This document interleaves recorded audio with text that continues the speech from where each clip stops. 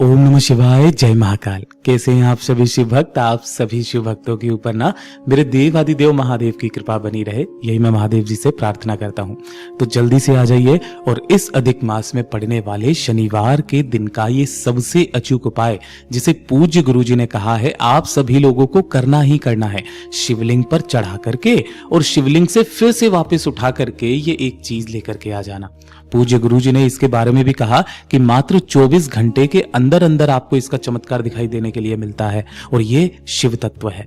पूज्य गुरु जी की कथा से सुन करके और समझ करके इस पूरे उपाय को बहुत आसान भाषा में आप सभी को बताऊंगा, परंतु उससे पहले आप सबसे बस एक छोटी सी प्रार्थना करूंगा कि इस मेहनत के लिए कमेंट बॉक्स में हर हर महादेव जरूर से लिख दीजिएगा और वीडियो को लाइक जरूर से कर दीजिएगा। ठीक है, चलिए उपाय की शुरुआत करते हैं। पूज्य गुरु जी ने कहा था इस शनिवार के दिन आपको एक काम छोटा सा करना है। आपको लेना है मात्र एक बेलपत्र जो कहीं से भी खंडित कटी फटी ना हो, इस चीज का ध्यान रखना। ठीक है, नहीं मिलती है बाबा की शिवलिंग के पास में जब आप जाओगे तो शिवलिंग से बेलपत्र उठा लेना और उसे स्वच्छ जल से धो करके काम में ले लेना।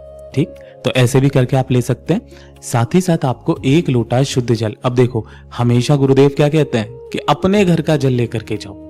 जब आप अपने घर का जल लेकर के जाते हो तो आपके घर के जितने भी दोष होते हैं, जितने भी कष्ट होते हैं ना, वो सारे समाप्त होते हैं। आपके घर के पितृ दोष तक समाप्त हो जाते हैं एक लोटा शुद्ध जल समर्पित करने मात्र से। ठीक है, और इसी के साथ में आपको चाहिए होगा थोड़ा सा शहद। अब इस चीज का ध्यान रखना, ये शहद क्या करता है, आपके जीवन में आने वाली जो भी समस्याएं होती है ना, उन सभी का काट करता है ये शहद। और जब भी कभी भी आप समस्याओं को खत्म करने की कामना के लिए उपाय करते हैं ना, हमेशा शहद का उपाय बताया गुरुदेव ने, शायद आपको याद हो तो, है ना।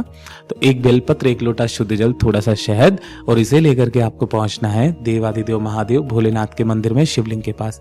किसी भी समय चले जाना, कोई जरूरी नहीं है कि आप सुबह जाओ, दिन में जाओ, शाम को जाओ, रात्रि को जाओ, किसी भी समय चले जाना, गुरुदेव ने समय नहीं बताया। जैसे ही आप यहाँ पर पहुंचोगे शिवलिंग के पीछे की तरफ में ही बैठना है आप लोगों को, जिससे कि आपका मुख उत्तर दिशा की तरफ में हो जाएगा।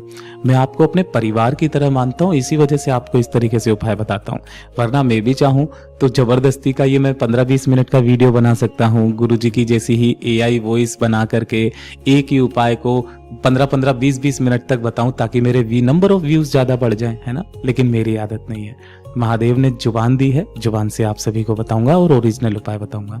ठीक, अब ध्यान से सुनो। जैसे ही आप यहाँ पर बैठोगे ना, सबसे पहले अपने को करना क्या है कि जो आपने एक बेलपत्र लिया है ना, इस एक बेलपत्र की बीच वाली पत्ती पर आपको लगाना है शहद। ठीक है, जो आप शहद लेकर के आए हो ना, केवल इस बीच वाली पत्ती पर आपको शहद लगाना है और कहीं पर भी नहीं लगाना।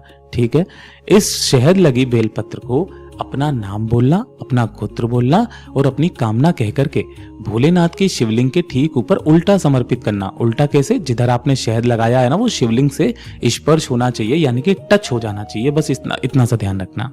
ठीक है, इस तरीके से अपनी कामना कह करके समर्पित करना। समर्पित करके जो एक लोटा शुद्ध जल लेकर के आए हो, उस एक लोटे शुद्ध जल को अपने दोनों हाथों में लेना, लेकिन उससे पहले इस बेलपत्र को चढ़ा करके फिर से वापस उठा करके अपने पास में रख लेना। ठीक है, रख लिया, और रखने के पश्चात जो आपने एक लोटा शुद्ध जल लिया है ना, उसे श्री शिवाय नमस्तुभ्यम मंत्र का स्मरण करते हुए समर्पित कर देना। समर्पित कर दिया संपूर्ण जल, जो भी जल जलाधारी से बहकर नीचे की तरफ आए, थोड़ा सा जल आपको एकत्रित करना है, रोक लेना है उसी वाले कलश के अंदर ना। और ये जो बेलपत्र आपने ली थी, शहद लगी हुई वो, और ये एक लोटा शुद्ध जल, इसे लेकर के अपने घर पे आना, घर के मंदिर में इसे रख देना। रात्रि के समय कितनी बजे, 12 बजे, है ना। उसी दिन रात्रि के समय 12 जब बजेंगे ना, अपने घर के मंदिर के सामने जाना। सबसे पहले उस बेलपत्र को उठाना जो आप वहां से लेकर के आए हो, उस पे लगे हुए शहद को चाट लेना। ठीक है, और चाटने के पश्चात उस बेलपत्र को चबा चबा करके खा लेना। खाने के बाद 15 मिनट के बाद ही आपने जो जल लिया था ना, इस जल का आचमन कर लेना। पूज्य गुरुजी ने किन लोगों को ये उपाय करने के लिए कहा कि अगर आपके शरीर में बड़ी से बड़ी कोई बीमारी है, कोई पुराना रोग है, कोई पुराना कष्ट है जो समाप्त नहीं हो रहा है, साथ ही साथ यहाँ तक कहा शरीर में किसी तरीके की कोई गठान हो गई है ना, किसी तरीके से नसों ने कार्य करना बंद कर दिया है, एक छोटा सा उपाय कर लीजिएगा, आपकी सारी समस्याएं धीरे धीरे कट के सही होना शुरू हो जाएंगी। अब ये कोई जरूरी नहीं है कि आप एक ही बार उपाय करेंगे और सारा हो जाएगा, इसे कंटिन्यू करते रहिएगा, फिर देखिएगा निश्चित रूप से बाबा की कृपा होगी।